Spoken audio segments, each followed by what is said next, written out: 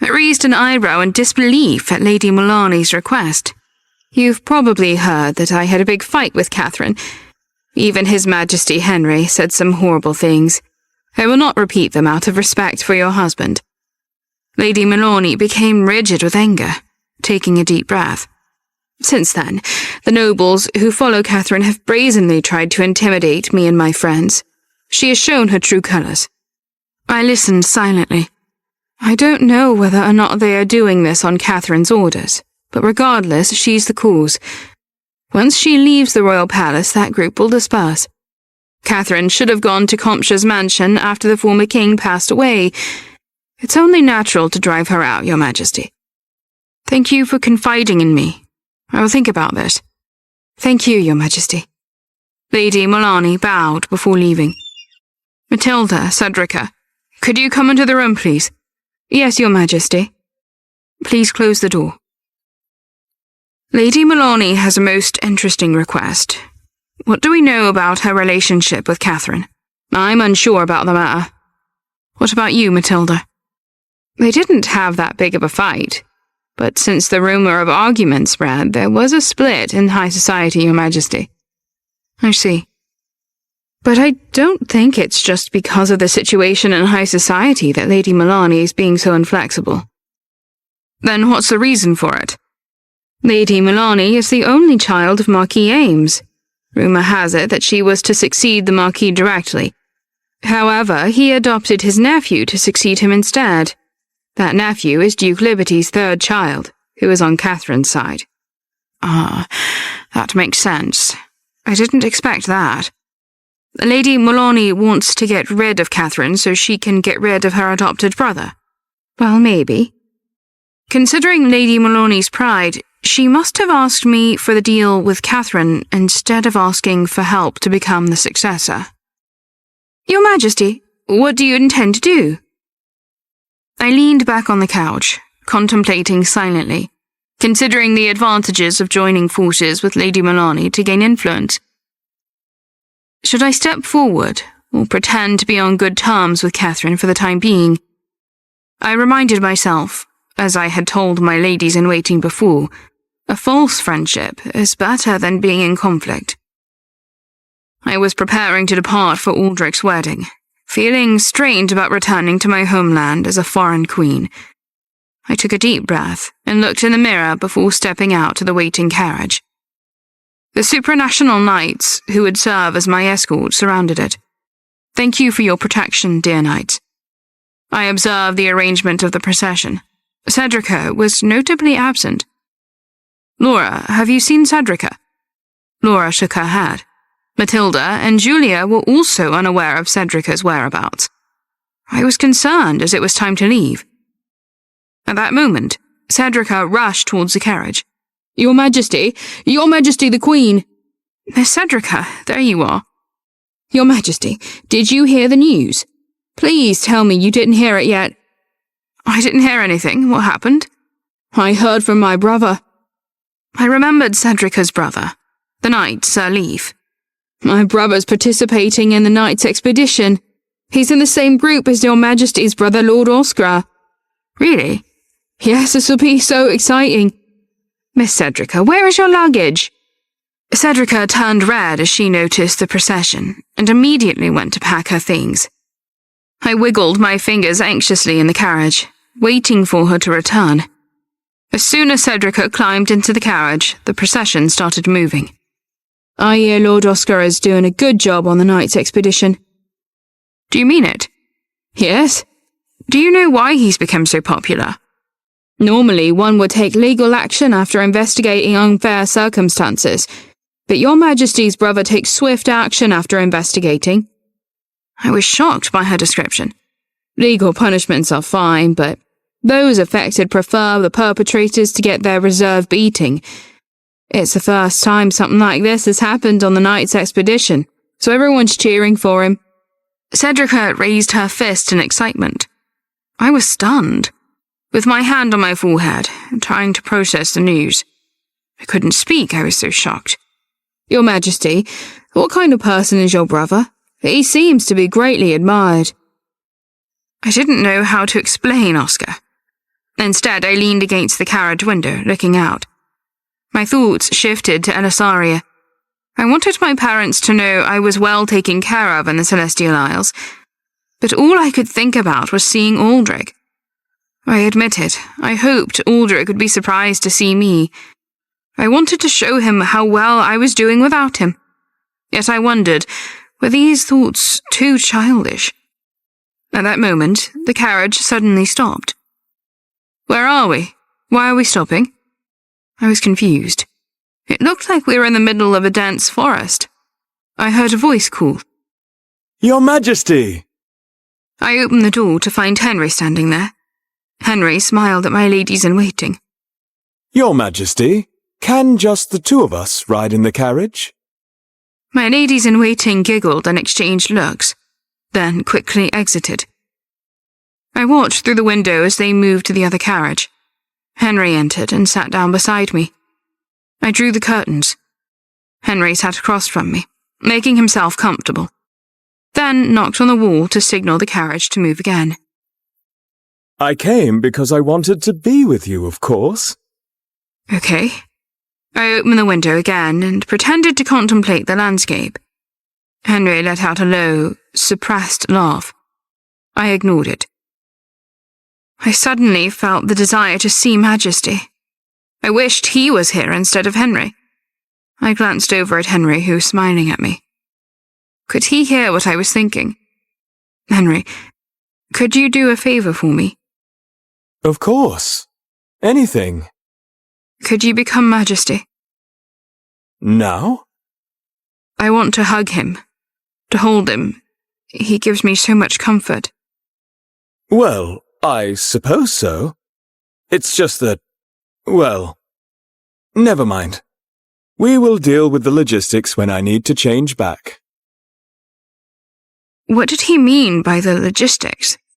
Before I could ask, Henry transformed into Majesty and flew towards me. My heart raced as Majesty approached. Despite the initial shock, I reached out to gently touch the bird's feathers. He brought so much warmth.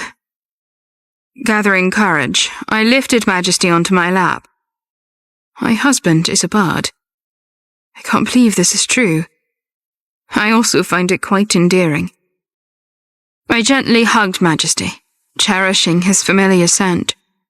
At that moment, Ivar called from the other side of the carriage. King Henry! Are you all right? Henry was in bird form and unable to respond. His Majesty as well, thank you, Ivar. Your Majesty, I think you should come and take a look at this. The carriage wheels slowed to a crawl. Majesty was looking at me. Henry, you need to return to your human form. Then I remembered, if Henry returned to his human form, won't he be naked? Suddenly the carriage jolted. I was startled and opened my eyes, trying to hold on to the sides to stay upright. Henry lost his balance while dressing and fell down onto my thighs, which startled me even more. I looked down at him, and he was indeed naked. Ah, so these are the logistics. I'm sorry I startled you. I didn't do it on purpose, Your Majesty. It's all right. You can get off of me now. Yes, immediately. Immediately. Our noses almost touched as Henry braced himself to get up. I felt embarrassed about his nakedness, but I was pleased that our faces were close. Henry began to slip on his attire. Your Majesty, are you sure you're all right? Ivar, I'm fine. Do you want me to come in? No, for the love of everything, do not open the door. Oh. Henry attempted to get up, but slipped again, further entangling us. This was too embarrassing. I tried to push his naked body off of me. He felt so warm and firm. His body was snug in my hands. The thought made me more embarrassed, yet I was excited. I withdrew my hands. Henry started to slide away, clearly frazzled. What happened? Don't move, please. Your touch, it's too wonderful. I looked down, realizing the reason for his request. My, he was big. Oh, Henry. Henry flinched at my reaction. He avoided eye contact, feeling overwhelmed. We knew outside help wasn't an option. Hang tight. What? I picked up my skirt, spread across the floor. Henry fell backwards, accidentally opening the shades momentarily. His face hit the window. We noticed Sir Ivar quickly turn away. The knight was blushing. Oh, God, this couldn't get any worse, could it? Henry stood up carefully, avoiding me. He turned towards the wall, his face burning, turning beet red. He wished for an escape from the situation. He dressed himself while I kept my eyes closed. I am done. I'm sure you look marvellous. Hearing the door open, I finally opened my eyes to look. Henry's neck and face were still flushed. He stood there with wrinkled clothes. That's when I noticed the lipstick marks on his neck. Wait! Oh, God. Panicking, I hurriedly closed the door to avoid further scrutiny. This was certainly going to be a ride to remember.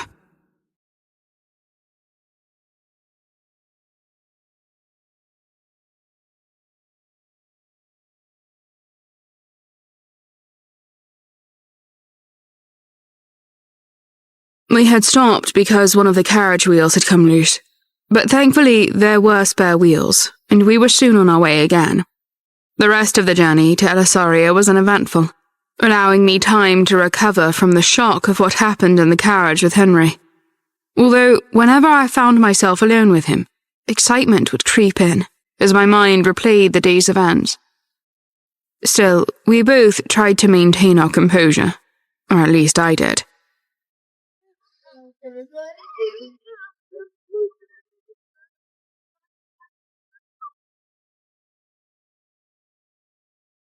As we approached the capital of Elisaria, a wave of nervousness overtook me, overshadowing the excitement of the carriage incident.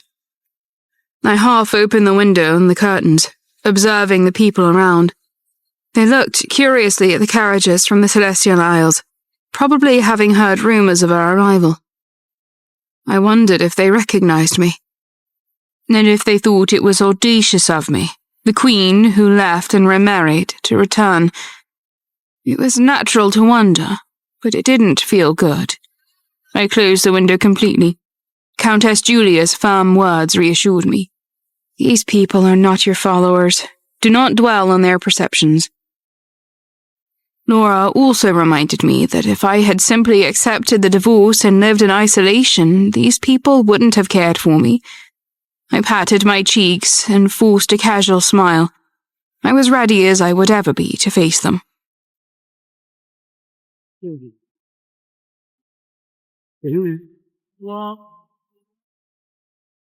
As we approached Troby Mansion, my heart swelled with anticipation. We planned to stay there and proceed to the Imperial Palace of Elisaria tomorrow. Stepping out of the carriage, I was immediately embraced by my parents and relatives. Bronwyn! Oh, my dear daughter, it's so lovely to see you. Oh, Father, Mother, I have missed you so. They all gathered, having heard rumours of our arrival. My father's tears mirrored the welling emotions in me. Bronwyn. Embracing my mother, the joy of our reunion was palpable. Henry, joining in, approached my father with a warm smile, affectionately calling him father. Good day, Father. It is so good to see you again. It was amusing, although slightly confusing for my father, which seemed to momentarily pause his tears. As we stood together, exchanging stories of our time apart, we eventually moved from the dining room for more comfortable conversation. I found myself caught up in a torrent of stories, unable to stop sharing every detail. Henry, standing by my side, watched me with silent amazement.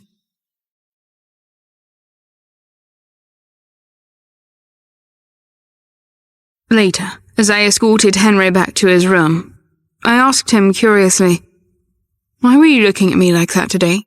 I was amazed to see you talk so much. It was certainly the first time.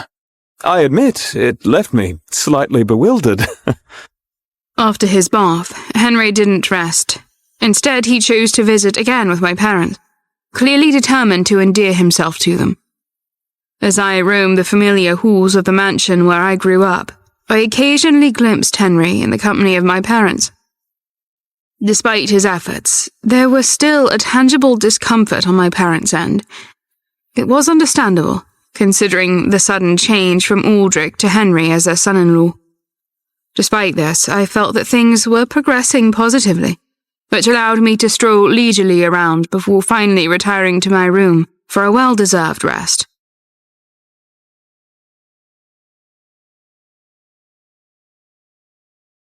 Sadly, the next day, it was already time to leave Trophy Mansion. I could sense my parents' sadness, though they tried not to show it. We will also be attending the party. We will see you there. Yes, Father. See you soon. Henry and I got into the carriage and headed for the Imperial Palace.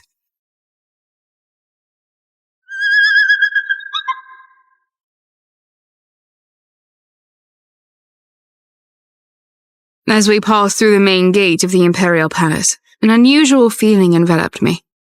Initially, entering Anisaria's capital had made me nervous, but now it was a mix of more subtle and complex emotions, reminiscent of when I received Aldrich's letter. The familiarity of the surroundings was almost disturbing. I had spent many years here, and now I was returning, pretending indifference.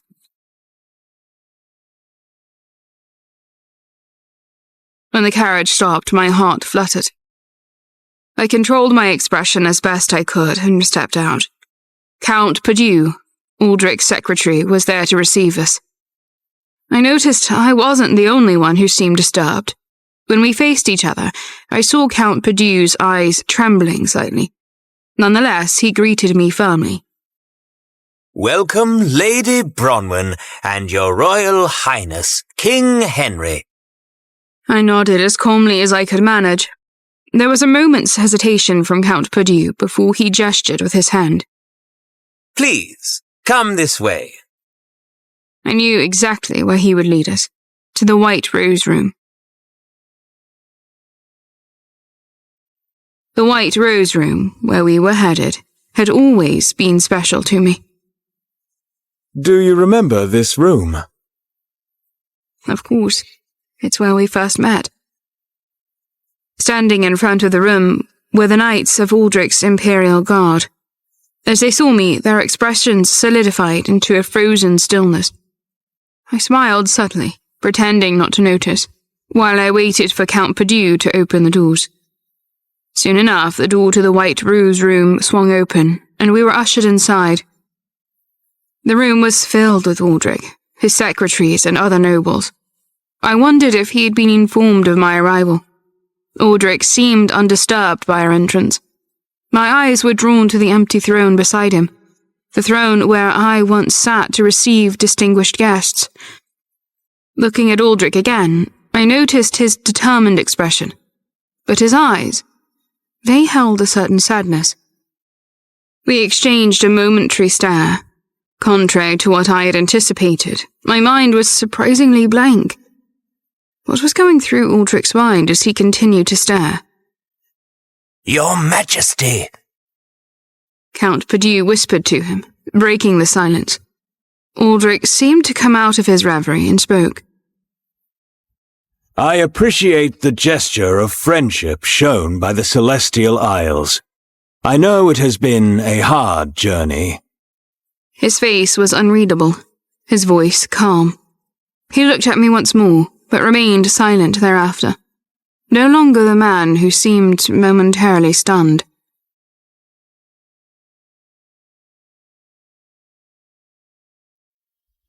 Rose was in her chambers, finalizing her dress for the wedding, when she received the unexpected news of Bronwyn's arrival. Unable to conceal her emotions, her reaction contrasted starkly with Aldrich's controlled demeanor. Bronwyn is here. He invited her? She is a person who puts affairs of state first.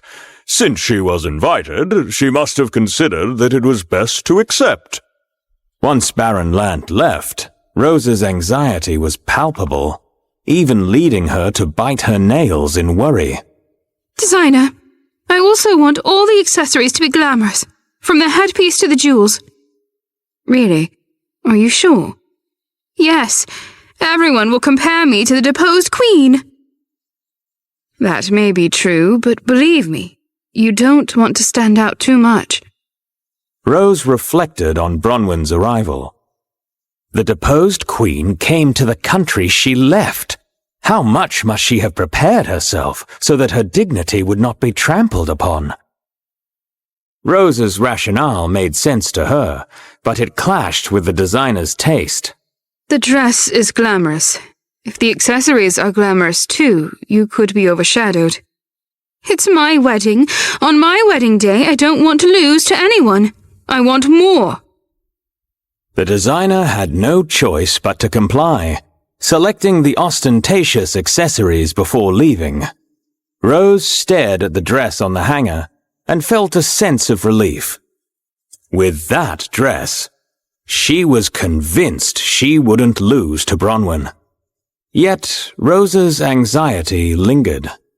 After pacing for a while, she suddenly came up with an idea. Never in my wildest dreams did I imagine I would stay in the Southern Palace, reserved for distinguished guests. As I looked around the room prepared for me, the Queen of the Celestial Isles, I couldn't help but laugh at the irony of life. How unpredictable the future can be. A year ago, or even a few months ago, this would have been unthinkable. Settling in, I first removed my gloves and the outerwear that felt increasingly suffocating. After unpacking my luggage and changing into something more comfortable yet still stylish, I called for a maid to help organize the rest. As I sat on the bed pondering, Matilda and Cedrica arrived. Laura and Countess Julia were absent, as I had instructed them to rest at their homes while they were in the capital. It feels strange that the four of us are not together. That's true. It was inevitable that spending every day together would bring them closer. I thought about Catherine's ladies-in-waiting, and how they always stayed close to her. Soon my former ladies-in-waiting from Alisaria came to visit. Among them was Countess Eliza, my former head lady-in-waiting. Oh, Eliza, it's so lovely to see you. Your Majesty the Queen. Then, catching herself, she blinked in embarrassment, causing laughter amongst the others, and smiled awkwardly. We arranged 2 tables in the drawing room for snacks and coffee. There was so much to catch up on, as it had been a long time since we last saw each other. How has it been, living in the Celestial Isles? I'm adapting well. Matilda and Cedrica here have been great support to me, and I've also reunited with my brother. What about His Majesty Henry? How is your relationship going? My awkward smile in lieu of an answer seemed to spark a fierce reaction from the ladies-in-waiting from Alisaria. I quickly shook my hands to dispel any worries, but Matilda chimed in before I could respond. I can't speak to how good their relationship is, but when they're together they seem very happy. Her blush was undoubtedly due to recalling the carriage incident, which was apparently not as private as I had hoped. Why? What have you seen? Does His Majesty Henry treat our Bronwyn very well? Matilda looked uncomfortable, clearly finding it hard to continue discussing the subject. Well, on our way here, there was a moment. Thankfully, Henry chose that moment to arrive, saving Matilda from further probing. Henry entered with his characteristic charming smile. Greetings to your Majesty, the King of the Celestial Isles. The ladies-in-waiting greeted him in surprise. Aren't you neglecting your husband too much? I stopped by because I was jealous. My former ladies-in-waiting were startled at his words. I shot Henry a withering stare to stop his nonsense, but he looked at me with a sad expression, reaching out to take my hand. He spoke like a love-thirsty puppy. I miss you. The ladies-in-waiting gasped in unison at his declaration. However, I couldn't help but frown. Henry's behavior might be endearing in private, but as a king, he should maintain a certain level of dignity, especially in public. Not wanting to damage his image, I restrained myself from pointing this out, and instead managed a forced smile. I spent the rest of the day and the next in quiet companionship with my ladies-in-waiting. As the former queen, days of relaxation were rare, always overshadowed by duties and responsibilities. Now, ironically, in the Alisaria Palace, without the burden of the crown, I found moments of rest, though the irony was not lost on me. I chose to smile at it.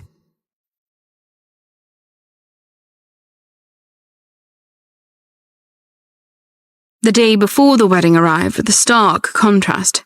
The ease and laughter I shared with my former ladies-in-waiting was replaced by silence and growing restlessness.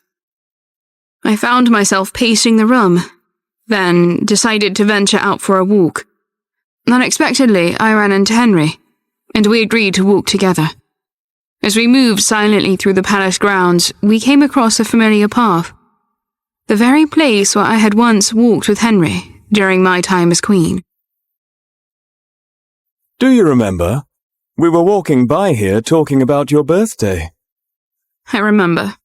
Then you tried to feed me insects. Oh, that's right. Back then I didn't know you were a bird. Even to this day, seeing insects scares me. Seeing Henry, who was usually so confident and composed, reveal his vulnerability was amusing. I couldn't help but tease him a bit, amused by this rare glimpse of a different side of him. At that time, you said that Western birds ate cooked food, right? Henry was silent, probably recalling his reaction. You looked so surprisingly terrified. If only I knew. I'll make sure the finest insects are available for our next date night. Would you like them fried? Oh yes, delicious.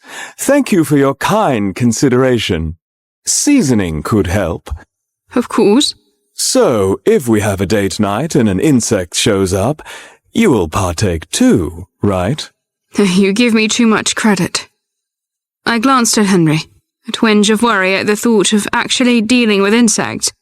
But Henry was smiling in that odd way of his. He clearly knew I was joking. I couldn't help but smile while biting my lip. As we continued our conversation, I suddenly felt a heavy gaze upon me. Turning towards its source, I saw Aldrich.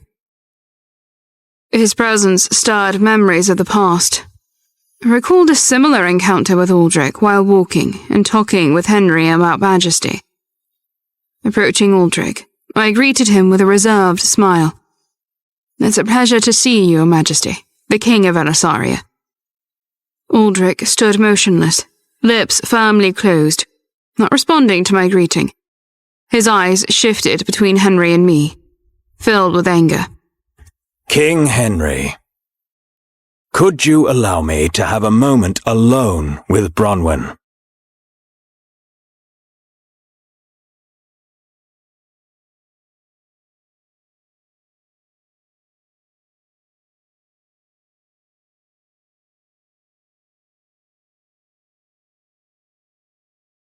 To Aldrich's request for a moment alone with me, Henry's response was immediate and firm, a flat refusal.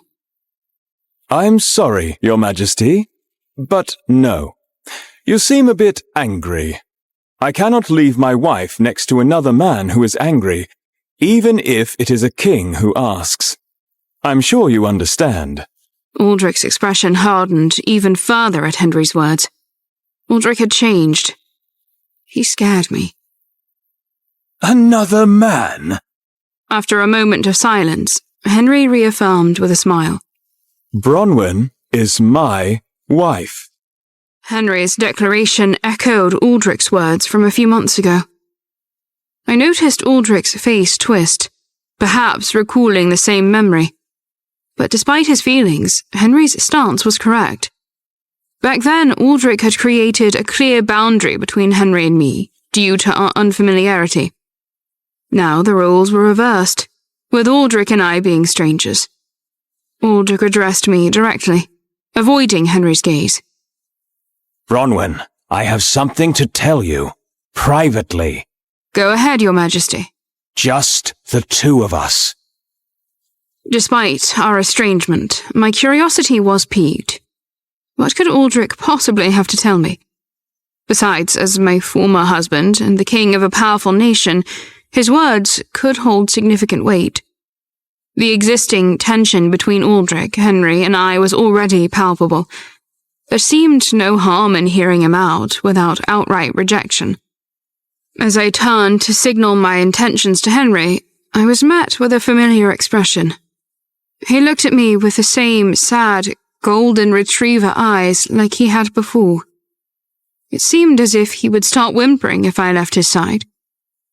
Faced with that expression, I couldn't bring myself to leave him for Aldrich. My apologies, Your Majesty. If it's not an urgent matter, my duty right now is to be at my husband's side. I was about to suggest another time for Aldrich to speak with me, but he interrupted abruptly, shouting my name with a mix of confusion and hurt. Bronwyn, you continue to be wicked towards me, even after all this time. Aldrich's reaction was peculiar, almost as if he had felt betrayed. He stared at me, his face a mixture of shock and anger, then glared at Henry, turned, and left abruptly. Henry was still holding my hand tightly. Are you all right? He has changed. There's something different about him. Something dangerous. He then rested his head on my shoulder, seeking comfort in my presence.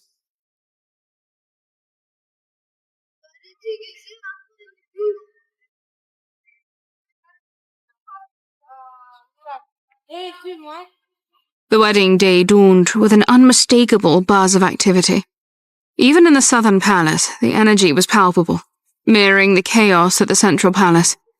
The day's schedule was packed with a wedding, procession, and evening reception, and with guests arriving from all corners of the world, frenetic activity was evident everywhere. My preparations began early in the morning, with Matilda and Cedrica assisting me. Especially Matilda, who was constantly reminding Cedrica to act more ladylike. Cedrica, leave that spear here, please. But the spear's a lady's weapon. No, it's neither a lady's nor a knight's weapon. Not even a knight attends a party with a spear on him. In the midst of this commotion, a messenger arrived from Countess Eliza.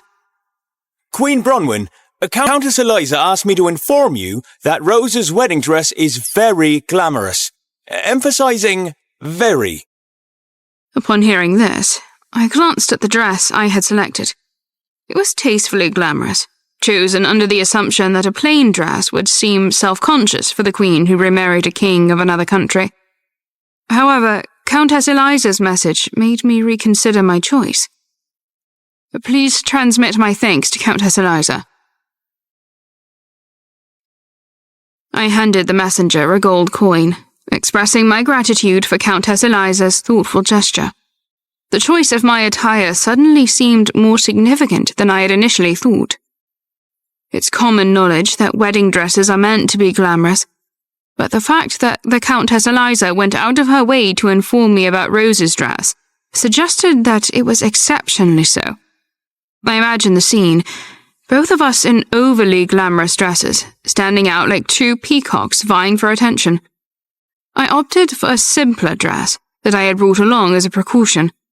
It seemed more fitting now, considering the circumstances. A dress that was elegant yet understated, ensuring I wouldn't inadvertently compete with the bride on her special day. I better wear this dress. Matilda, Cedrica, do you agree? Oh yes, Your Majesty, that is an excellent choice.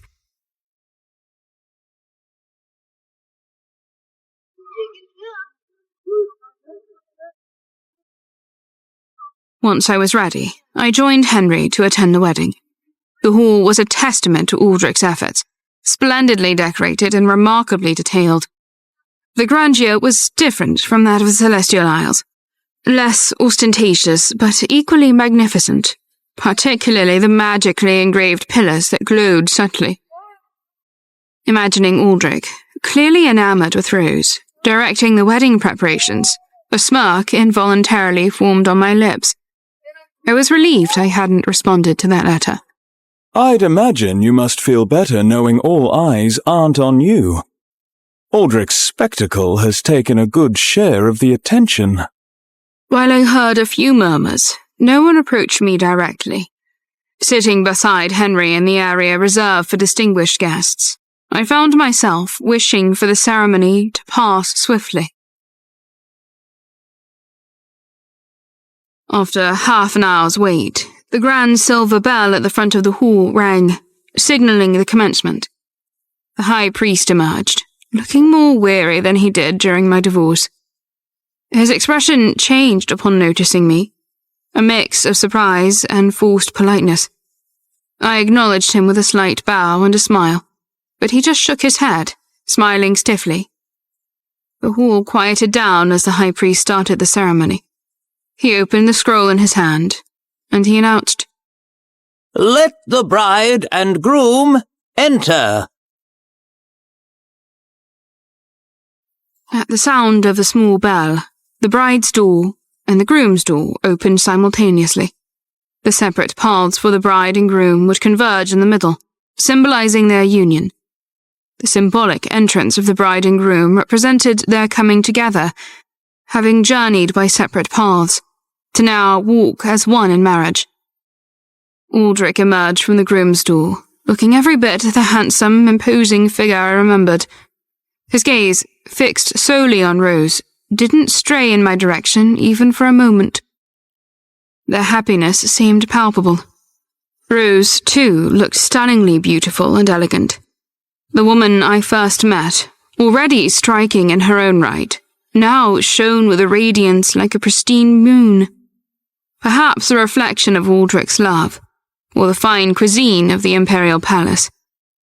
However, as Rose crossed the aisle to join Aldrich, her full attire came into view, and I couldn't help but be taken aback. Her dress, is it not excessive? The accessories adorning her arms and hair were so overly ornate, she resembled a full-bellied jester more than a bride. Turning to Aldrich, I noticed his expression had changed. Gone was the joyous anticipation of a groom awaiting his bride. Instead, there was a tightness in his jaw, a hint of anger. It seemed as if he was baffled by Rose's appearance, as if he wished to confront the designer for this over-the-top outfit.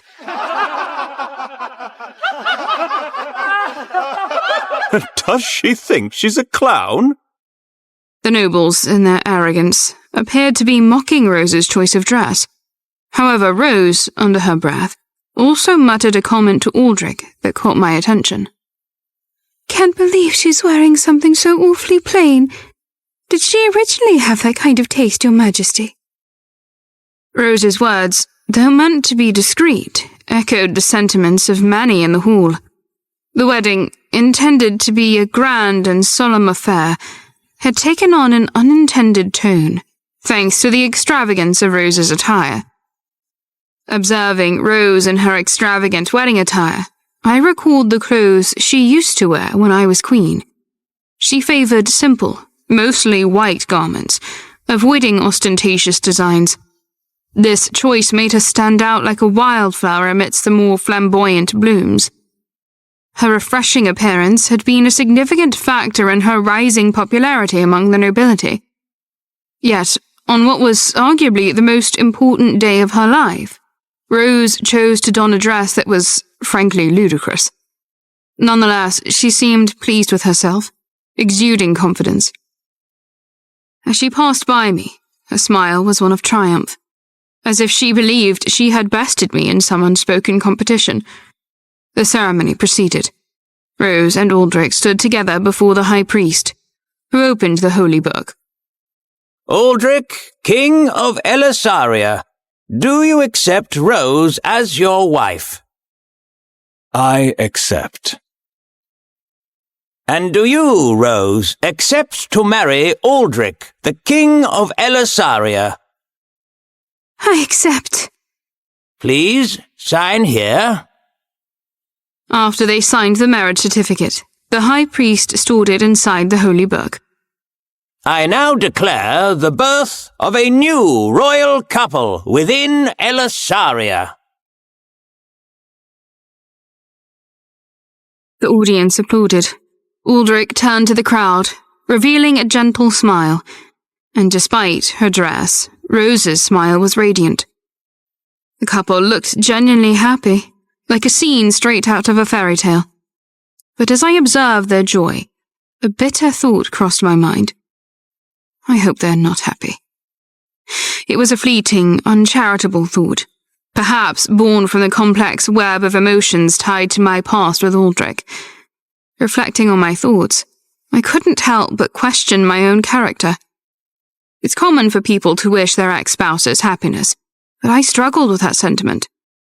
It seemed unjust that the two individuals who had cast me aside could enjoy a blissful life together. The predominant thought in my head was, may you rot in hell. Let's invite them to our wedding. Did Henry sense my turbulent thoughts? His suggestion to invite Aldrich and Rose to our own celebrations seemed almost ironic.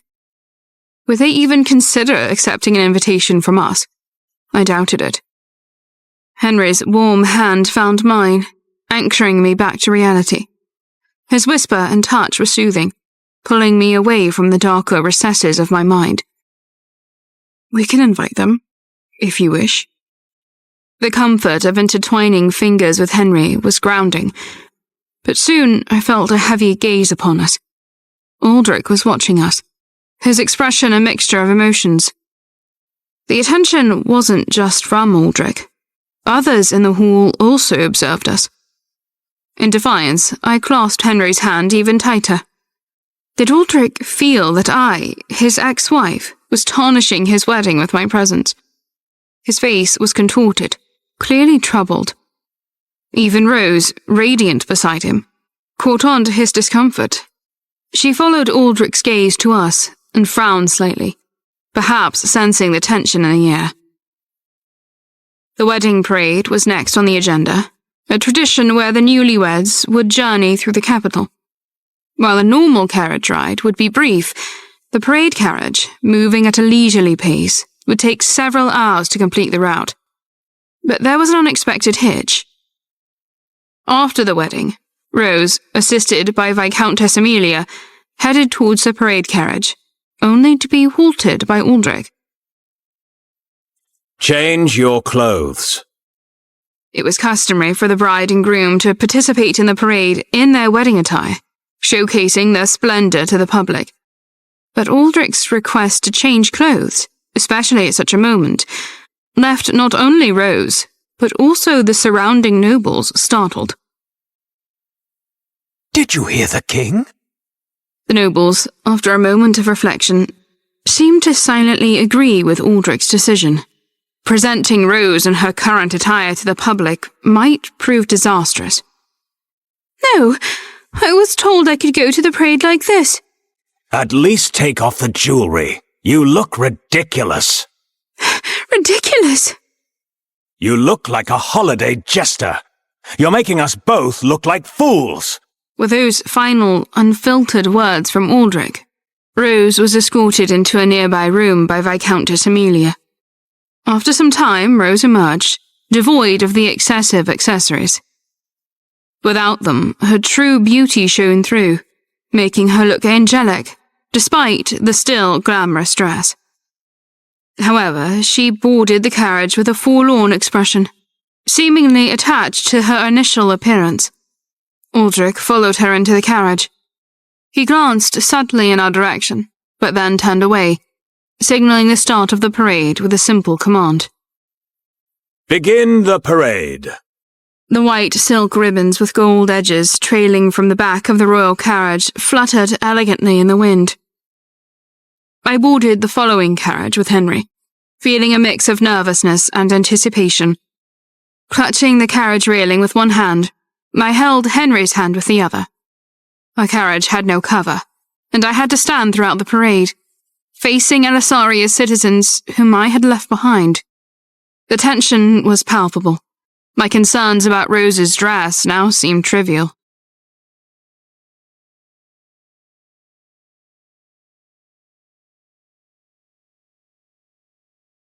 As the carriage of the Celestial Isles, we followed closely behind the royal couple's carriage, making us highly visible to the gathered crowds.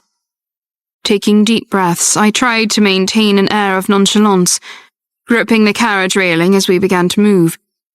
The streets erupted in cheers as we progressed. It was clear that people adored Rose. Oh my! She looks like an angel! Rose! Over here! Rose's popularity among the common folk was undeniable, far surpassing the reception I had received during my time as queen. The contrast between the nobles' and commoners' reactions was stark. Seeing the people's enthusiastic response, Rose's smile widened as she waved back gracefully, her charm further igniting their excitement. However, as our carriage came into view, the cheers subsided into a hushed silence. I had known about the mixed opinions regarding my marriage and departure, but I hadn't anticipated this level of quiet disapproval at Aldrich's wedding. Trying to mask my discomfort, I kept my head held high, striving to remain composed. Sensing my unease, Henry's grip on my hand tightened, offering silent support amidst the palpable tension.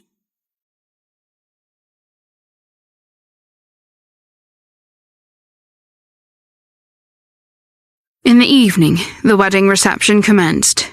The noble assembly had gathered, and I readied myself for the grand affair. The atmosphere was a bit somber, as my ladies-in-waiting were clearly troubled by the people of Elisaria's reactions during the parade. I had attempted to inspire them, but I found my words falling on ears seemingly immune to encouragement. A shared silence overcame us.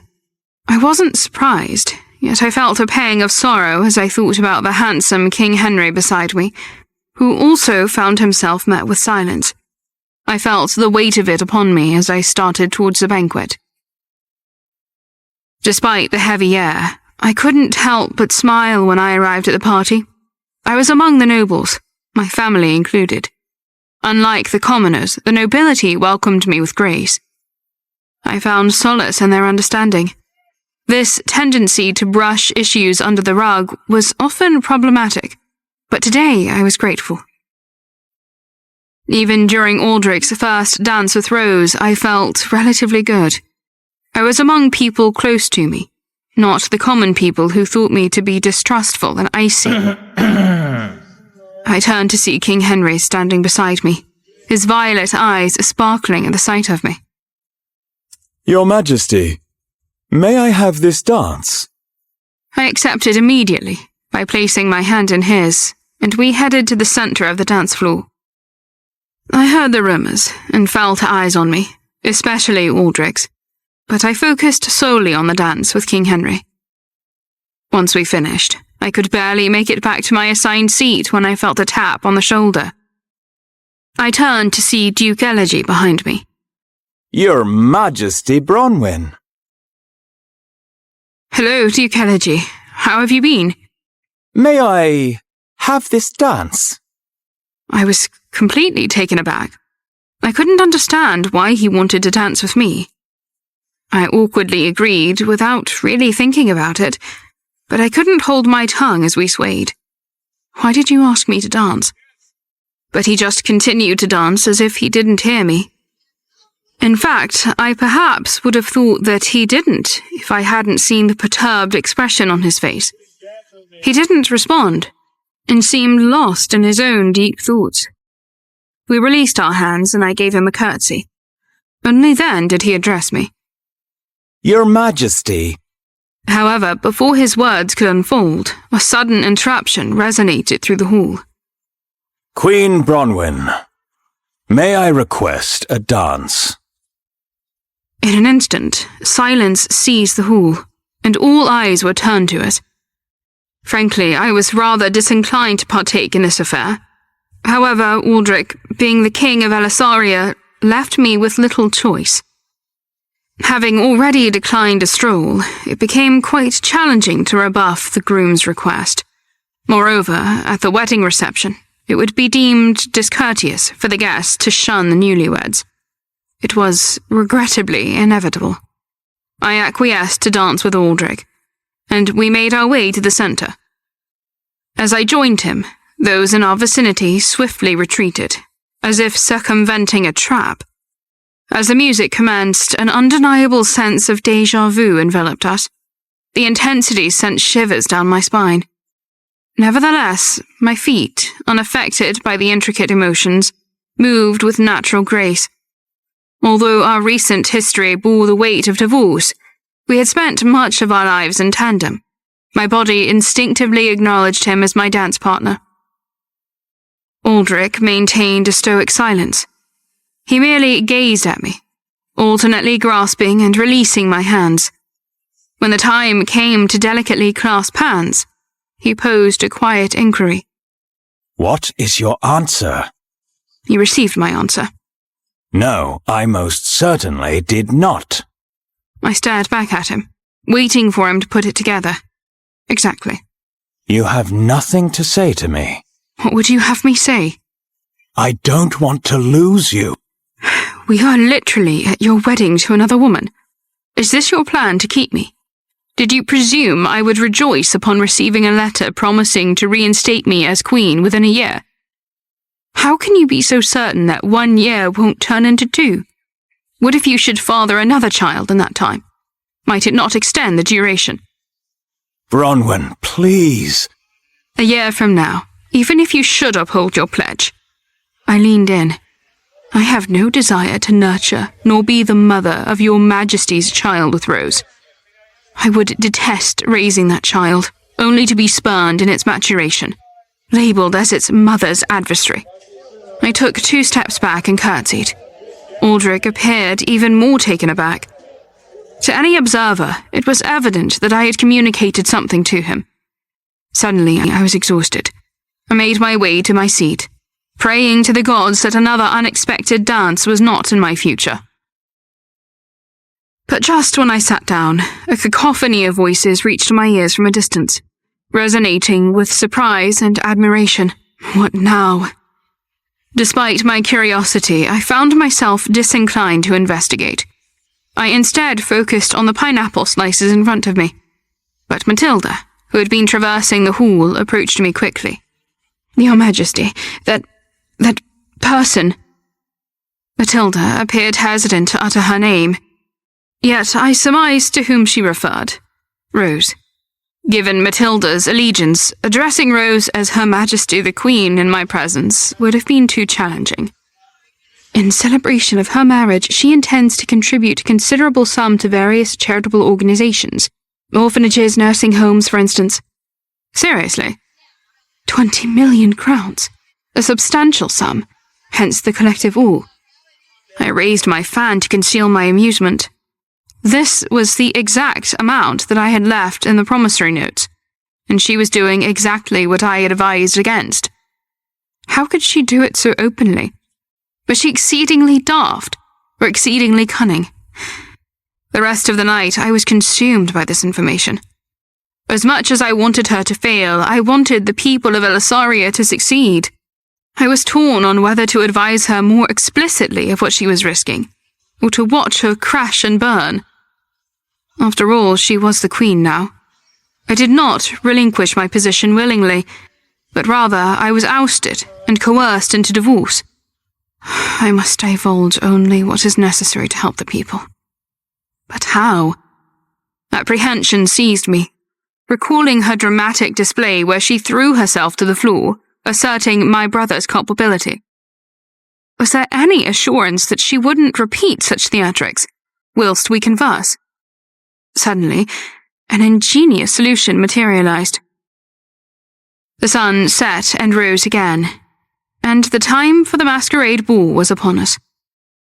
I awaited the perfect moment and strode elegantly up to Elisaria's new queen. As I approached, unease gripped Rose, and all those watching. "Your Majesty the Queen, may I have this dance?" "What?" Her expression betrayed genuine astonishment. The nobles around us mirrored her confusion, despite our masked visages. The new queen and the former queen were unmistakable. I subtly gestured towards the dance floor, and she, as if out of control of her own body, nodded and followed me. As we stood center stage, the music ceased abruptly, a discordant violin screech surprising even the musicians. A hush fell. Then the music resumed. The party must go on. "Do you desire to defeat me so badly? You seek praise for your own superior dancing, do you not?" "You should seek praise for your imagination. Let's present you as an accomplished dancer." I leaned in close to her ear. "You do not listen to the advice I leave you in notes, so I figured it would be best to speak to you directly.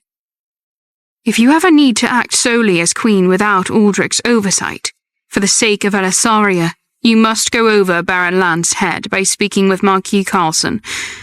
He is uninfluenced by his personal sentiments, and rather puts the nation first." Rose, now more bewildered, widened her eyes, unable to fathom the sudden advice. Then she narrowed her eyes at me. "Do you not see I'm trying to help?" "By advising me to get help from a dead man? How foolish do you think I am?" "Dead?" "Dead, disappeared, abandoned his country. However you want to put it. Marquis Carlson has left us, likely in connection to helping you." The song was coming to an end, and this was something I would have to investigate at a later date. There was more to discuss, but I made a mental note to find out what happened to Marquis Carlson. It's unnecessary to entirely shun those pursuing power and profit.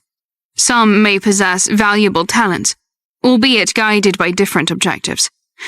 However, one should exercise vigilance, particularly within one's own circle, and you'd be wise to distance yourself from the individual who curated your attire today. Rose, utterly stunned, faltered in the dance, her gaze reflecting confusion. "I'm not imparting this advice for your sake. It's counsel for the welfare of my homeland. Speaking of which, if you can retrieve the promissory notes, do so. If not, you'll genuinely have to fund the institutions with your own resources henceforth. Issues with money would jeopardize these institutions, which would jeopardize your reputation." In that moment, Rose collapsed on the floor, emitting distressing cries. "My belly!" Aldrich rushed over, bewildered. Rose, sobbing, clutched his arm. Rose! "Your Majesty, my belly hurts so much." Aldrich turned his gaze to me. We exchanged emotionless glances. He lifted Rose into his arms, his eyes fixed on my face. King Henry approached, took my hand, and softly advised Aldrich. "Your Majesty, you had better take her to the palace doctor." As she was writhing, I picked up 2 glasses of champagne from a passing tray and handed one to Henry. I sipped it nonchalantly, acknowledging the scrutinizing gazes of the nobles. Let the bitter theatrics unfold. Well? Aldrich's inquiry hung in the air as the palace doctor withdrew his stethoscope. "It was just a scare. She's fine. I believe the root of the issue is stress." Stress? Why? The doctor smiled awkwardly, implying that this was something Aldrich should comprehend better than he did. After the doctor departed, Aldrich approached Rose, lying on the bed, and clasped her hand. Rose clung tightly to his. "Your Majesty, did you see? The Queen blackmailed me. I'm scared." What did the Queen blackmail you with? Hesitation lingered in Rose's response, not having had time to think this through. Instead, she welled her eyes with tears and hid under the sheets. Aldrich sighed heavily. He knew that Bronwyn wasn't someone who would exploit others' weaknesses for blackmail. However, he had to treat Rose's interpretation seriously. Rest now. Aldrich gently stroked Rose's wavy hair, patted the sheets, and left. In their unconscious dialogue, they both referred to Bronwyn as Queen.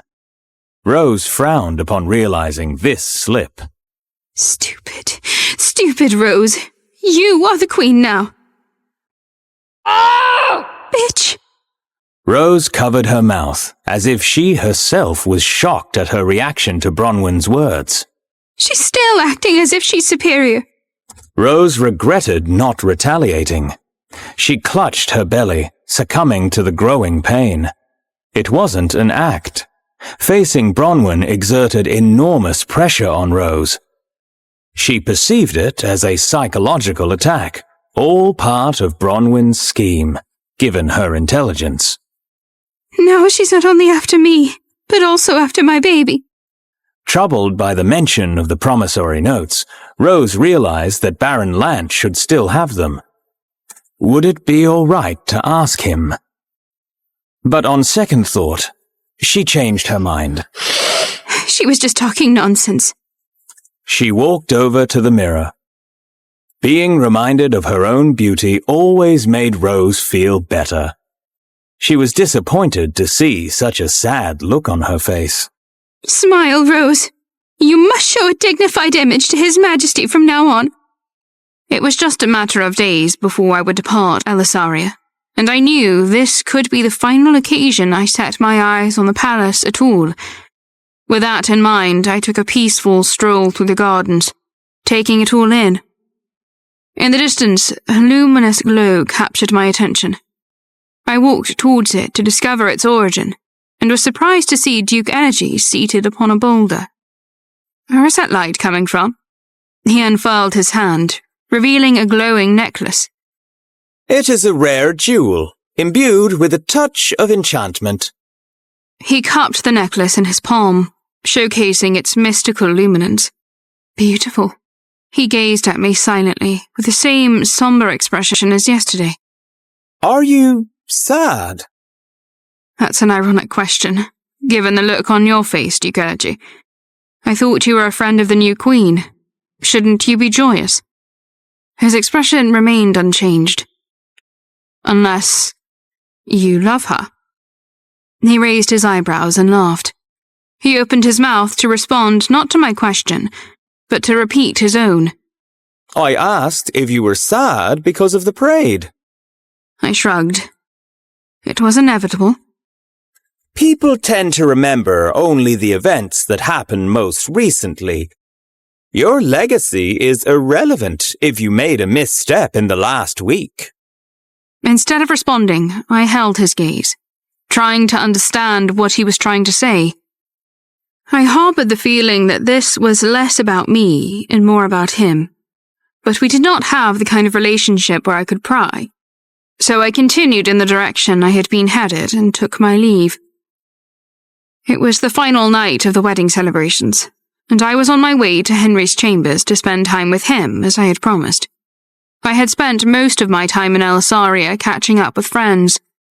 He asked me to spare a moment for him, with a face riddled with sadness. I dressed myself in a violet gown that reminded me of his eyes. I wanted to surprise him in his room, so we could enter the banquet together. But as I was on the verge of knocking, a familiar voice resonated. Bronwyn. I turned around suddenly. What are you doing here, Aldrich? It is my palace, remember? He approached, unaccompanied and unannounced. The haunting image of Rose covering her belly at the masquerade ball resurfaced. I am not to blame. What are you talking about? Aren't you here to censure me for Queen Rose's collapse? What preposterous talk is that? I would never entertain such notions. Perplexed, I scrutinized him, questioning if his memory had selectively faded. This, we both knew, was not true. But what did seem true was that his purpose appeared unrelated to the masquerade incident. He nodded at a nearby door. Let's speak in there. In private. No, thank you. Speak here if you have something to say. My skin tingled with the freedom of him no longer being my husband, or my king. His eyes narrowed, grappling with the gravity of his message. Come back. I don't want you to be another man's wife. King Henry began to shake when he heard the words spoken by Aldrich outside his room. His heart was pounding, and he pressed his ear to the door to listen more closely. How would Bronwyn respond? During our journey to Elasaria, joy permeated my shared moments with Henry in the carriage. However, the return journey was more somber. Though we occupied the same space, his gaze evaded mine. Attempts to discern his troubles were met with silence. Occasional hand-holding replaced the usual animated gestures. He barely spoke, but when he did, he posed strange questions. You'll always be by my side, won't you? You state the obvious. You're my wife, right? Of course. What is troubling you? But he evaded my answer.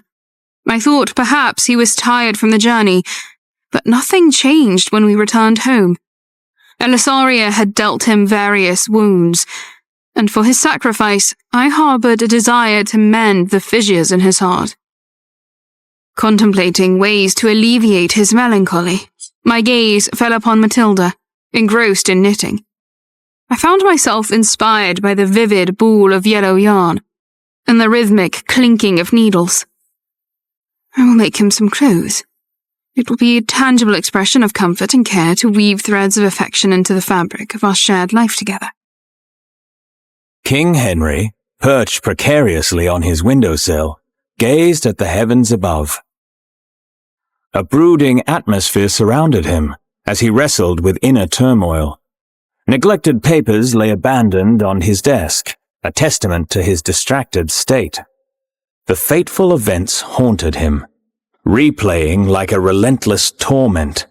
Echoes of Aldrich's words reverberated in his mind. Come back. I don't want you to be another man's wife. He yearned to hear Bronwyn's response, desperate for clarity. But her calm and measured voice remained inaudible. Although Aldrich's response made it seem like he had been rejected, Henry couldn't ignore the complex history between Bronwyn and Aldrich. There was a fine line between hate and love, especially in marriage. His mind reeled with images of impending doom and changed minds. But, interrupting his turmoil, Haxon entered his chambers, bearing news. Queen Bronwyn bears a gift for you. It awaits you in her chambers. I see. Divorce, divorce, divorce. The word wouldn't escape Henry's mind. What if his anxieties were the truth? Speculation ran rampant. Your Majesty, please, come down from the windowsill. You are putting yourself in danger. There is no danger, cousin, but I must come down to receive my gift. I will head to Bronwyn's chambers straight away. 5 minutes after Matilda returned from delivering the gift, Henry appeared at my door. Your Majesty, I said to come when you had time. He shrugged, and his cheeks reddened. I always have time for you.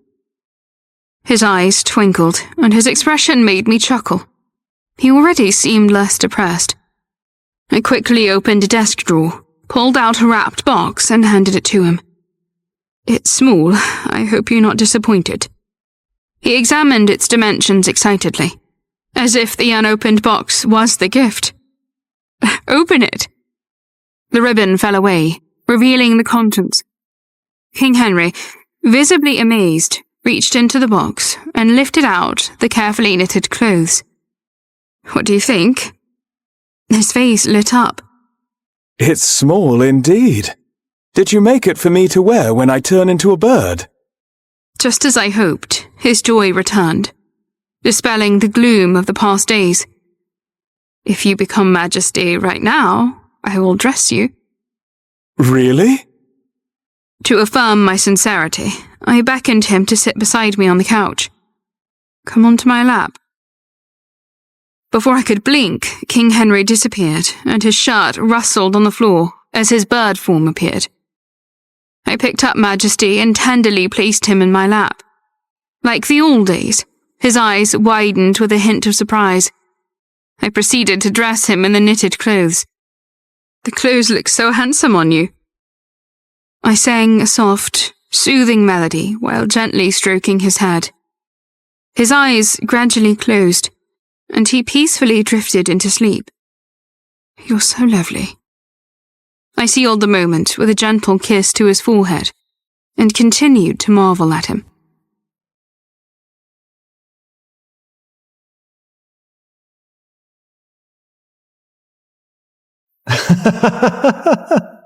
Are you in your right mind, Your Majesty?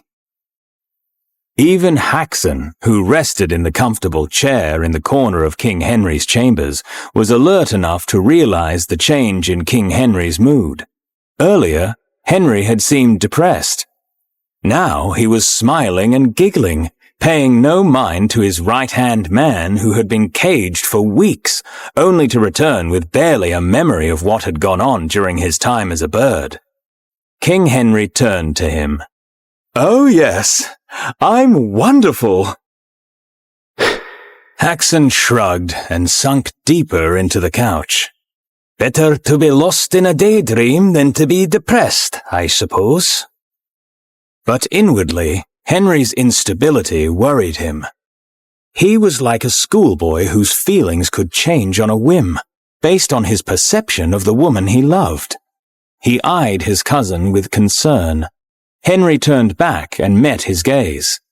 Do not look at me suspiciously, as if you were not the one who lived in our rival kingdom for weeks without a word to me or your homeland. I was kept in a cage by a brute. I had to eat seed to survive. I don't know if my intestines will ever recover. At least you didn't have to eat caterpillars, like the one Bronwyn tried to feed me. The men looked at each other, and King Henry waited for a laugh from his cousin, but saw that he was actually suffering, and not because of Henry's lovesickness. Are you all right? I'm all right. I'm glad to be back. The whole thing is a muddled blur in my mind. I am mostly physically unharmed, as far as I can tell, but it feels as though there are things weighing on me that I cannot place. I have a dark feeling about that, King. Indeed. My wife's ex-husband is a brutish man. Speaking of which, if I marry soon... Yes? King Henry remained silent. Your Majesty? How is my image? Haxon rolled his eyes, as if this was a question he was tired of answering. Smart, dignified, romantic. I'm not asking what you see. How do the people see me? Neither smart, nor dignified, nor romantic. Not the answer I wanted. The men chuckled at their banter, but King Henry reflected on his reputation as a playboy, especially compared to his actual life experience. Henry wanted to be the perfect man for Bronwyn, to please her, to make her skin crawl with pleasure the way she did for him, without even having to touch him. His past physical encounters had meant nothing to him besides finding a bit of release or having a bit of fun. Never before did he think about how he wanted the woman to feel. Nor did he ever feel like the act was for a reason other than for women to attach themselves to his attractive body or his attractive status. What troubles you, Your Majesty? King Henry snapped out of his spiral and looked at Haxon, realizing he must change the subject. This was not something he was ready to discuss, even with his closest confidant. When does everyone arrive home from the night's expedition? Today. Then the welcoming ceremony must be scheduled for tomorrow. Please. Tell the Queen to prepare a handkerchief to bless her brother with upon his arrival.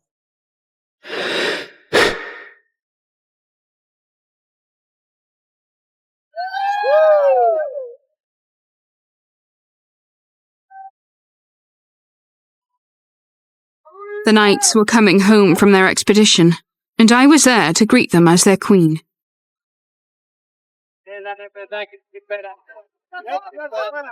It was a joyous and celebratory occasion. People cheered, others were sprinkling flower petals throughout the palace grounds. The colours were astounding. As the knights got closer and closer, I noticed that my brother was in the front row. I felt someone jumping up and down next to me. I turned to see my lady-in-waiting, Cedrica, bubbling over with excitement. The 3 most powerful knights are in the front row. My brother smiled and waved with a bashful expression I had never seen on his face before. I was not only proud, but also moved.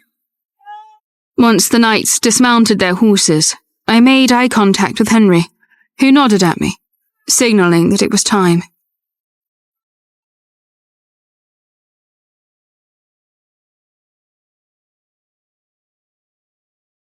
The crowd grew silent as I stepped forward and placed the handkerchief in my brother's breast pocket.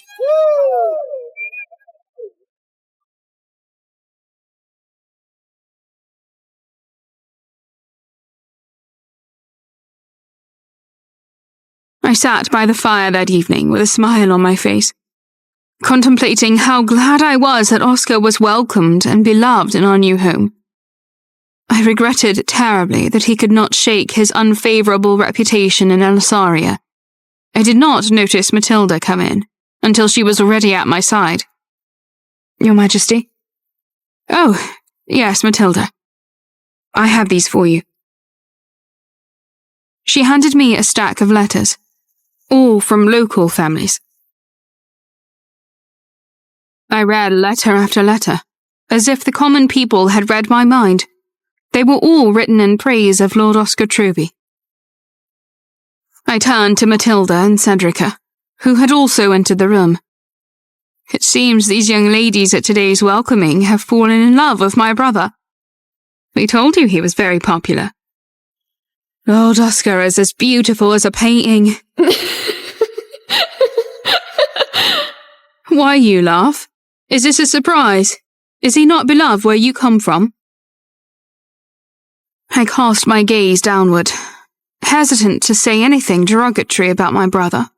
I looked back at the letters and continued to read, relieved that it seemed like the people of the West thought that the reputation of Oscar and Elysaria was exaggerated. This was a turn of events that I did not expect. Perhaps I did not need the vindictive Lady Milani after all, and I could keep Catherine and those who supported her on my side.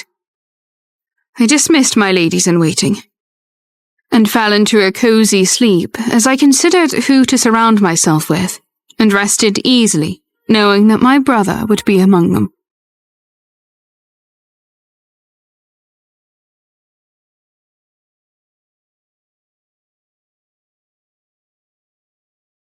The next morning, as I was walking with my ladies, I noticed something strange. Foreign carriages arriving. Do those look like rat carriages? As soon as that thought crossed my mind, I saw Grand Duke Bjorn. It was just his silhouette, but I knew it was him. As if he felt my gaze on him, he turned towards me. I took a step back, suddenly afraid. Could the love potion still be in effect? As soon as he saw me, he began walking toward me. I called Cedrica over to my side. Lady Cedrica. Yes, Your Majesty.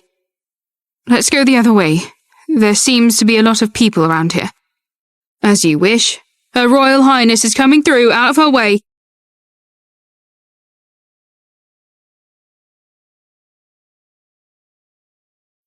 Grand Duke Bjorn unconsciously stretched out his hands, as if reaching for someone. Then He lowered his arms, standing there in a daze, looking at the back of the Queen's dress as she walked away. It's as if a butterfly has flown away, fluttering its spectacular wings in the wind. A palace official stood at his side and cleared his throat uncomfortably. Welcome, Grand Duke Bjorn. Shall I take your luggage? Bronwyn. Bron means butterfly in my language. Butterfly? The Grand Duke turned suddenly, as if he realized who he was interacting with. Ah, yes. Where do I go? To the Hall of Stars. I'll show you the way.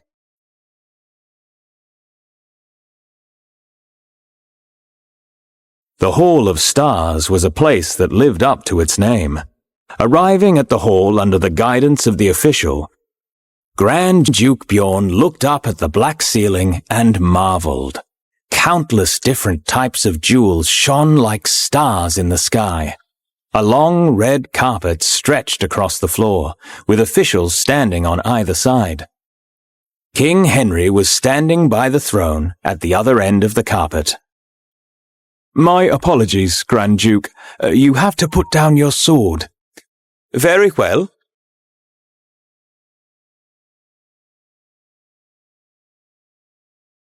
Grand Duke Bjorn walked toward King Henry until they stood facing each other. Congratulations on your coronation, Your Majesty. The Grand Duke bowed as he shared his good wishes. Thank you.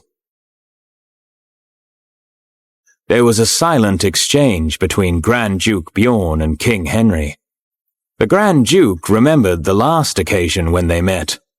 That day he had fought with King Aldrich, but the confrontation had started with King Henry, who was a prince at the time. Grand Duke Bjorn smiled, the corner of his lips turning up mysteriously. He could tell that King Henry was thinking back to the exact same event as he was. I would also like to hear your congratulations on the wedding. Grand Duke Bjorn frowned and studied Henry's face. Henry looked calm, but his mind was racing. He worried that the Grand Duke would try to get close to his wife. Congratulations on the wedding. Thank you. It will be like a dream to see her in her wedding dress. What in the devil did you say? Forget what I said. Henry's face turned red. He tried deep breathing, reminding himself to show restraint, reminding himself to be different than Aldrich, not to be driven by jealousy. Grand Duke Bjorn smiled. Perhaps he really could read Henry's thoughts.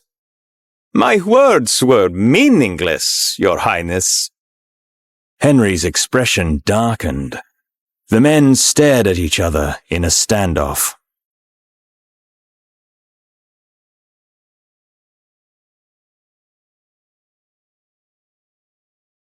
Aldrich looked over the lavishly decorated letter with ivory-colored details. For our friendship. Is Henry in his right mind?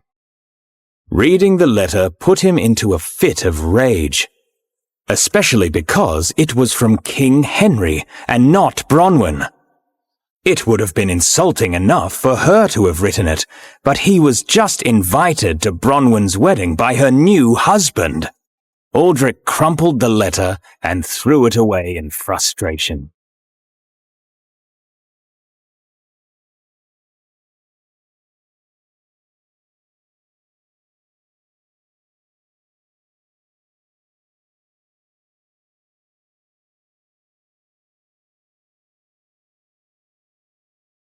Your Majesty! Baron Lance stared at King Aldrich in shock as he watched him crumple Bronwyn and King Henry's wedding invitation into a ball and stomp it with his foot. Letters sent by the rulers of neighboring kingdoms were meant to be preserved. But the celestial invitation was crumpled into a ball, thrown on the floor, and crushed. Shall we not at least keep it for the records? Your Majesty! Baron Lant covered his mouth, as if shocked by his own protestation. Once he saw it would have no effect on the king, he fell silent. It was usually best for Aldrich's subordinates to let him do as he pleased.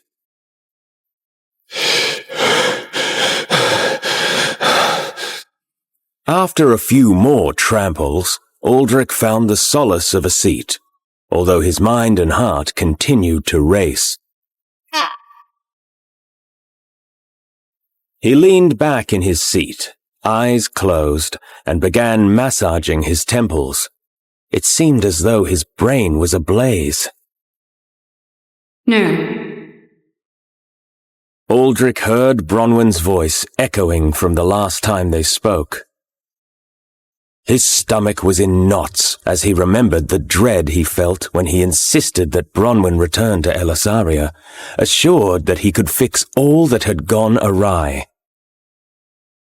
No, no, no, no, no. Her simple answer made him furious, so much so that all he could do was walk away. But now he only looked back on the conversation with sadness. Why was the feeling of emptiness greater than the feeling of anger? Your Majesty! Baron Lant's voice called out to Aldrich. The king finally put aside his thoughts and replied, staring at the crushed letter on the floor. Bronwyn seems to want to provoke me. It's obvious she's pretending to have a good relationship with King Henry in front of me.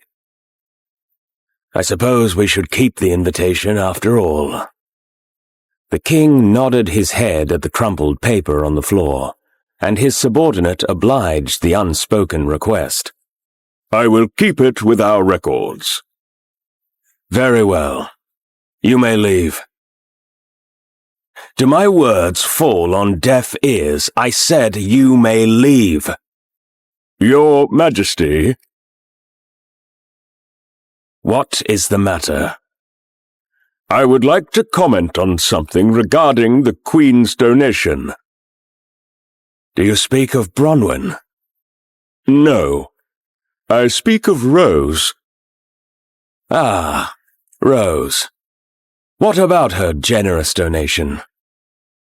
She said at the wedding reception that she would donate 20 million crowns, right?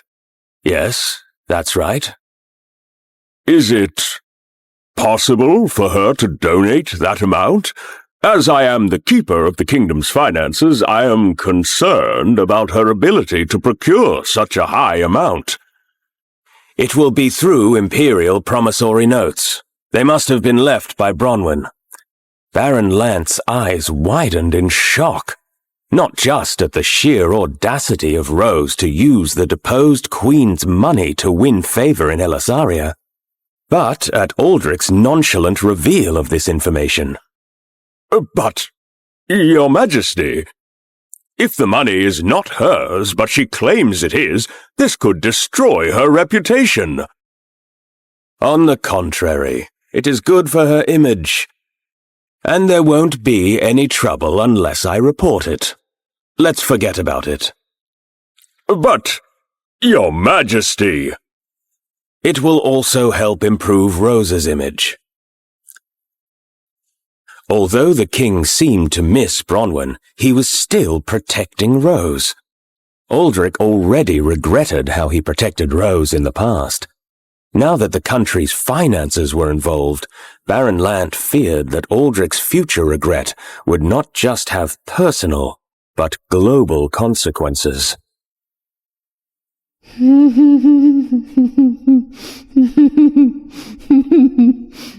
Meanwhile, Rose was savoring the greatest happiness, slowly surveying her opulent surroundings.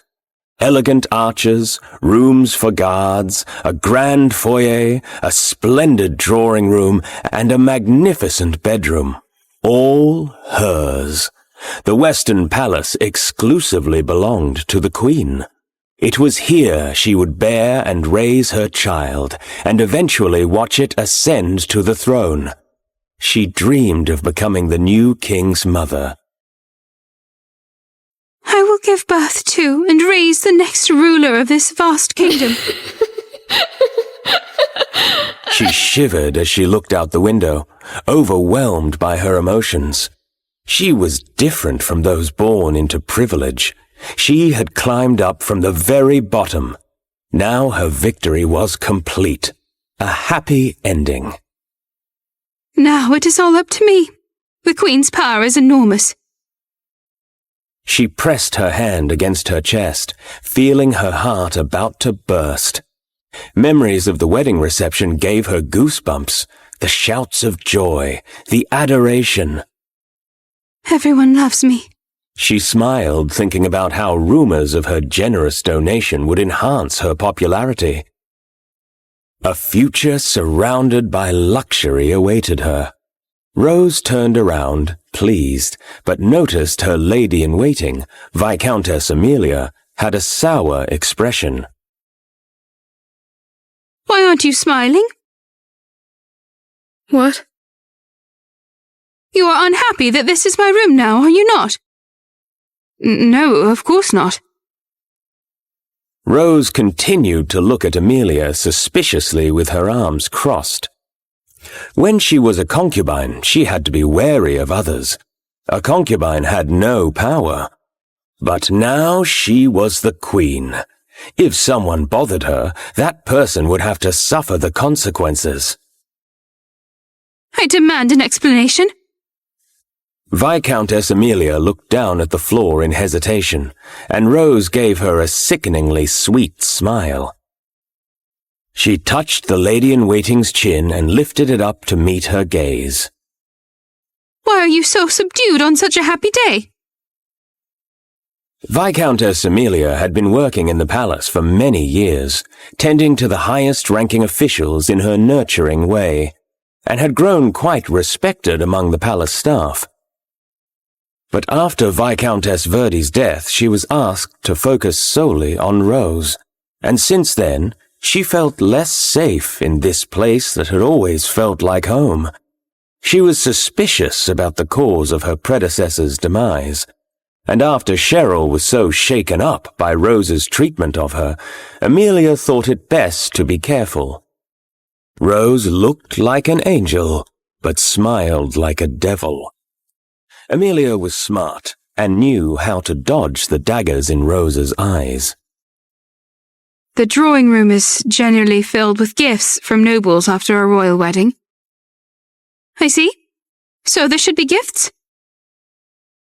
Rose had passed through the drawing room many times since the wedding, and, indeed, she hadn't seen any gifts. I have experienced this a handful of times in the past, and there was always a bounty of gifts from nobles. Certainly, half the room was filled with gifts when Queen Bronwyn first came here. It took her several days to go through them and write letters of thanks. I remember it clearly. Rose froze completely at Viscountess Amelia's words. She felt as if the blood was being drained from her face, suddenly turning cold. What did this mean? Why didn't anyone send a gift? Her face twisted sharply at the realization. Bronwyn, how despicable. Seeing her reaction, Viscountess Amelia took a fearful step back. I'll go to her wedding and do the same. What is this you speak of? She must have started rumors about me in my own kingdom. Why else would the people who love me so dearly not send me any gifts? At that moment, Rose noticed a small gift.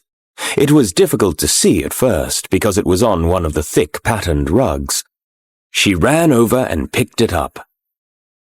No matter who sent this gift, I will offer my sincerest friendship to them. They will be protected for as long as I reign queen. Ooh! Inside she found a small ring, but with a large jewel, and smiled when she saw the note attached. There was still a noble on her side. The box was from Duke Elegy.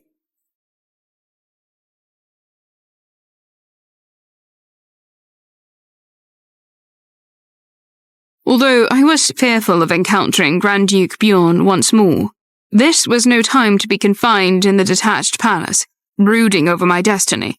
Thus, I ventured to Catherine's chambers, adhering to my original plan.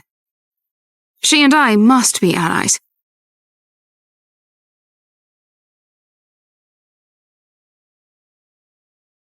Bronwyn, I did not expect to receive your visit. I came to see if you received the acacia flowers I sent. Catherine was surprised, but took no time at all to behave like the queen she had been for so long.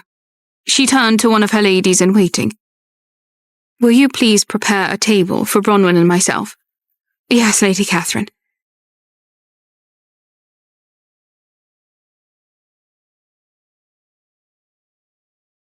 So, did you like the acacia flowers? I really liked them, Bronwyn. Satisfied, I waited for her to finish before posing another question. Are they likely to bloom again? Catherine, well versed in high society, must have known that acacia flowers were the symbol of friendship. I was reaching out to her in kind. I did not want her as an enemy. The former queen looked down at her tea in silence before answering. To know if they will bloom in the future, it is necessary to take good care of them, but I am sure they're alive. Relieved by her sincerity, I expressed myself frankly. We've both been through similar things, so perhaps it is best not to discuss our past and present predicaments so bluntly.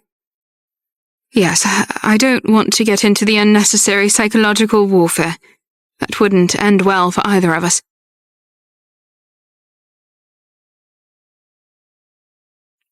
But right now, I hope we could both be comfortable with this distance between us. I looked at her blankly. It was neither what I expected, nor what I had hoped for. I was not used to this sort of distance, but I saw no other choice but to leave it for now.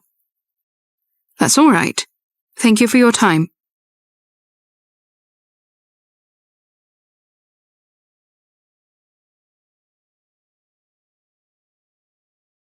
My ladies-in-waiting were standing outside Catherine's door in anticipation of the meeting's end. Matilda looked at me with eager eyes. How did it go? I am unhappy with the result of this conversation. Catherine's words suggested acceptance of reconciliation, but the real issue lay in her desire to maintain the current distance. She would benefit from this situation, but I would not. She maintained her status while I had to fight for mine. I hated to not have her as an ally, but I had to consider an alternative approach. Send Miss Maloney cordialis and Galdia flowers for me, and do it in secret.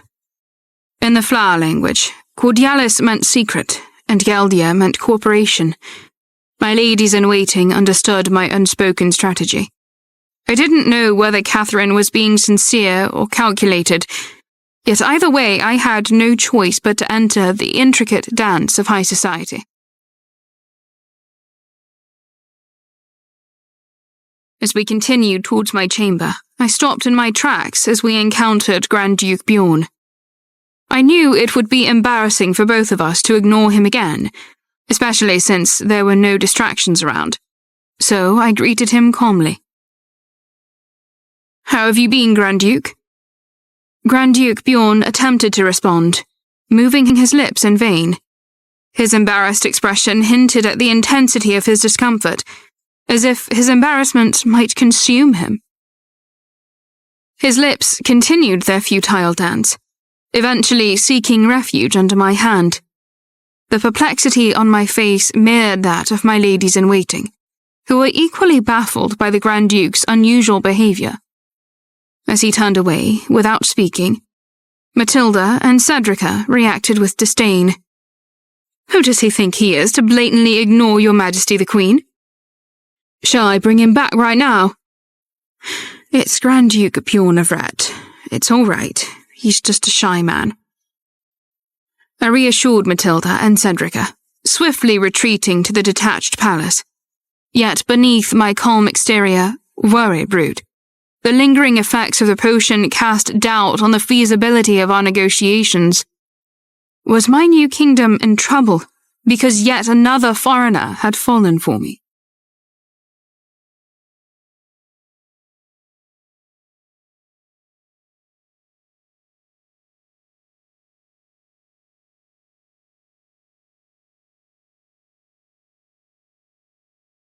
Lady Catherine! Catherine's dutiful lady-in-waiting, Ivy, rushed into the former Queen's chambers, barely able to contain herself. Just moments ago, she had been hidden behind a pillar, a secret observer witnessing the peculiar scene unfolding between Grand Duke Bjorn and Queen Bronwyn. My Queen, I have discovered something truly intriguing. Yes, Lady Ivy, what is it? Do you know Grand Duke Bjorn? Grand Duke Bjorn of Ret? Yes, he must have come for the wedding. What significance does his arrival hold? With a wry smile, Ivy whispered her revelation to Catherine. When I saw Grand Duke Bjorn with Queen Bronwyn, I sensed a strong animosity from him. Hadn't he stayed in Elisaria for a while? Something must have transpired between them. It was obvious he despised her. When Queen Bronwyn greeted him, the Grand Duke outrightly ignored her. Ivy, gleeful, proposed a strategic move to Catherine. My Queen, take advantage of this opportunity. Secure Grand Duke Bjorn on our side. Grand Duke Bjorn? Yes, doesn't Queen Bronwyn seek popularity through her brother Lord Oscar? Grand Duke Bjorn, being as handsome as Lord Oscar, could also win the favour of the young ladies. Use him to keep them on your side. This is your kingdom. Let it remain so.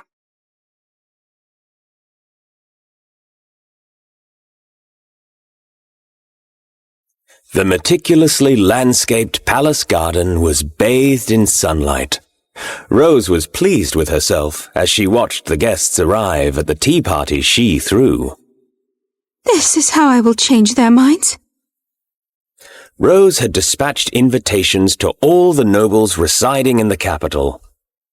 Now the Elisarian nobility, adorned in exquisite attire, was assembling in the garden, their expressions a mix of curiosity and confusion.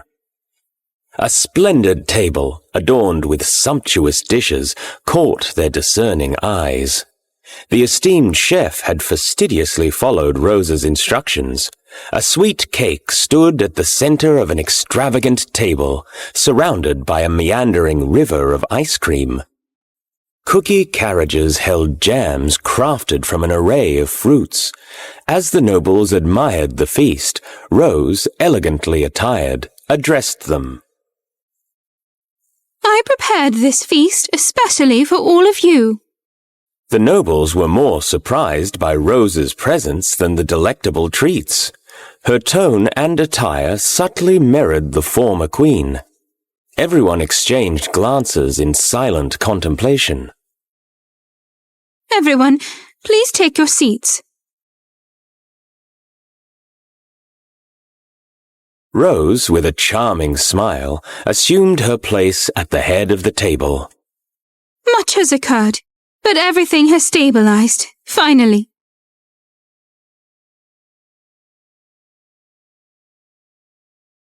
This marks a new era. I seek camaraderie and goodwill with everyone.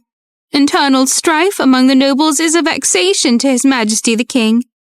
There shall be no more of that under my reign. We shall all be friends. Rose raised her champagne glass, signaling a toast. The nobles followed suit, raising their glasses. It was amusing to witness her open emulation of Queen Bronwyn. However, she was correct. A new era had commenced, and Queen Bronwyn would not return. Remaining as the former queen could have led to her return, yet didn't she remarry the king of another country? After a sip of champagne, Rose lowered her glass, delicately placing her hands on her belly. She couldn't let go of an opportunity to invite the doting eyes of the nobles. I regret I couldn't partake more than this sip of champagne. For the baby's sake, I cease here. The nobles, now cognizant of Rose's impending motherhood, conveyed their well wishes and blessings. You will have a healthy baby, Your Majesty. It will be a wonderful baby, whether it looks like the Queen or the King. Truly angelic, I'm sure. Have you thought about your baby's name, Your Majesty? It was best to maintain good relations with the current queen. Even if the throne changed hands again, the presence of a child in Queen Rose's belly made a crucial difference. Rose, contemplating this, smiled at the nobles' praise. She was determined to show them her dominion over Elasaria, her elevated status, and the future king in her womb. She smiled and stroked her belly, but unease lingered. The image of a newborn's lifeless body, shown by Viscount Rothescue, surfaced in her mind. No! No! She now knew that wasn't really her baby, but the grief was real. She held the dead infant, torn and heartbroken. Whose child was it? Where did Viscount Rothescue acquire that poor baby? Her thoughts shifted to her real child, her firstborn. Isidore. Inaudible to everyone but those seated next to her, her lady-in-waiting Amelia looked at Rose with concern. Your Majesty? Only then did Rose realize she had been lost in thought, and quickly smiled and took her seat. None of that matters now. It was all part of the past, a painful past. Both me and the baby in my belly will be happy now.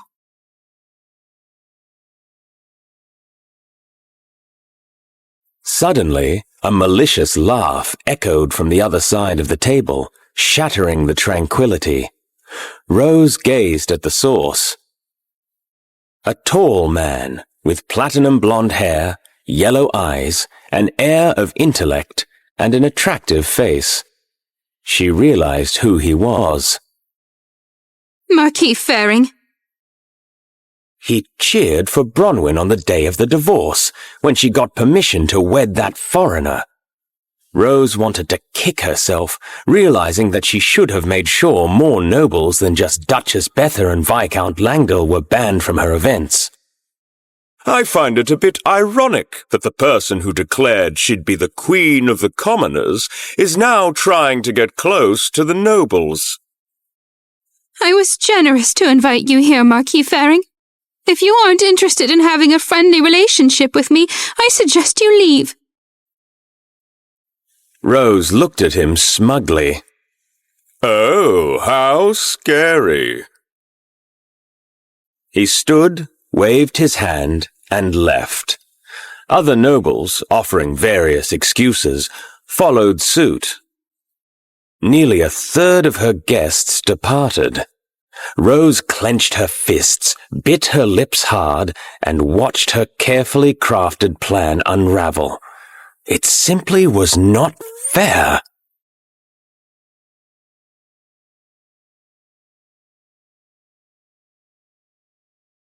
After the brief tea party, Rose summoned her only trusted friend, Duke Elegy, to discuss what had happened.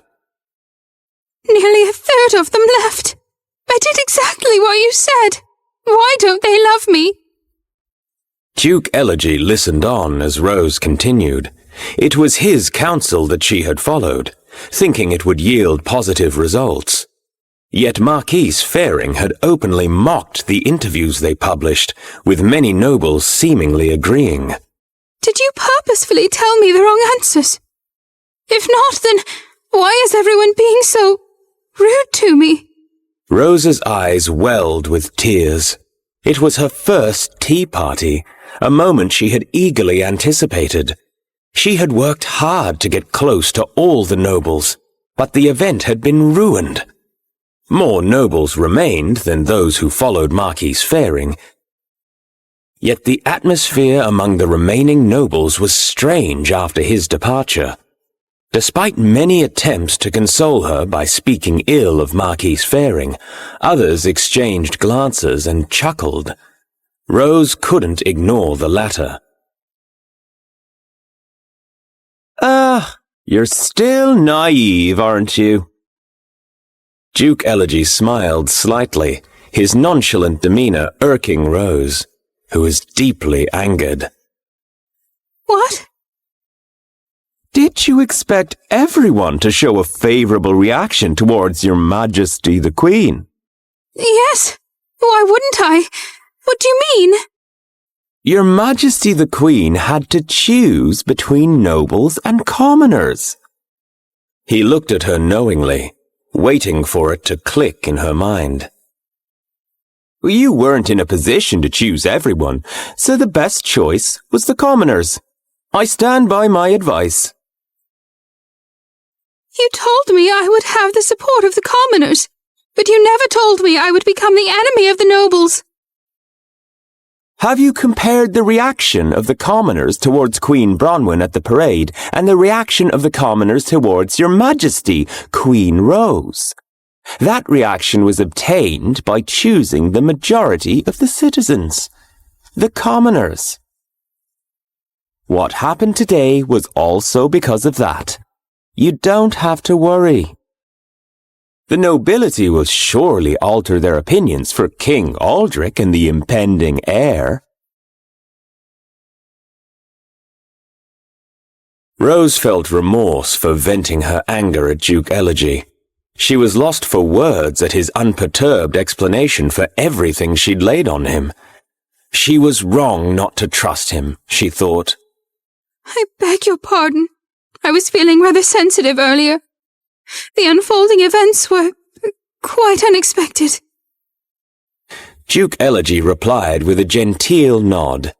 Yet an unmistakable detachment lingered in his demeanor. A discernible distance seemed to have emerged, disrupting the erstwhile closeness they shared. Duke Elegy? What troubles you? Why did you cease to address me as Miss? Until a few days ago, Duke Elegy addressed her with affection as Miss Rose, rendering him more approachable. However, since the wedding, his demeanor altered, becoming indistinguishable from his interactions with others. You are now the Queen. I am unable to. You used to call me Miss so affectionately. I miss those times. Duke Elegy sighed, his gaze distant. Indeed, Lady Rose. As the Queen, you now bear a different title. Can't we maintain our previous familiarity when we're alone? The closer we are, the more we must adhere to protocol. But you're the one person I truly trust. It doesn't feel right to keep a distance. Lady Rose, trust is a delicate matter. You now hold a significant position. Rose's eyes widened, grappling with the realization that her newfound role came with complexities. I never imagined things would change between us. Duke Elegy offered a reassuring smile. Our friendship remains, but circumstances require a degree of formality. Very well, Duke Elegy. By the way, Lady Rose, how do you manage your finances now that you're the Queen? Rose, surprised by the sudden inquiry, looked at him with uncertainty. I haven't given it much thought. Now that you're the queen, handling your own finances becomes a necessity. Rose's stomach churned as she wondered about his intentions. Did she need to pay him back the money she borrowed from him?